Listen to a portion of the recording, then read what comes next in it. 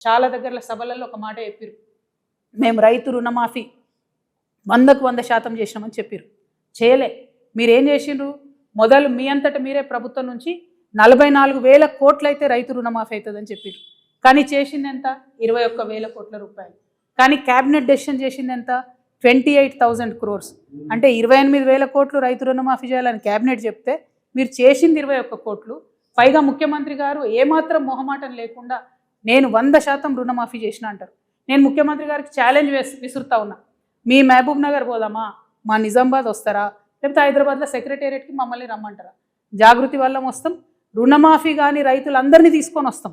ఖచ్చితంగా మీరు 50% మంది రైతులకు రుణమాఫీ చేయలేదు. ప్రతి జిల్లాలో ప్రతి చోట ఎక్కడికి పోయినా రైతులు బాధపడతా ఉన్నారు.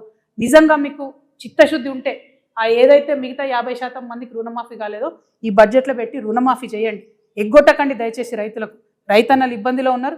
ఇప్పటికే మీరు యూరియా కూడా ఇవ్వలేని పరిస్థితులలో, మేనేజ్ చేయలేని పరిస్థితుల్లో రైతులు ఇబ్బంది పెడుతున్నారు. ఇది కరెక్ట్ కాదు. ముఖ్యమంత్రి గారు నిజాలు చెప్పండి ఇప్పటికన్నా అని చెప్పి మేము వారికి హెచ్చరిక చేస్తూ ఉన్నాం.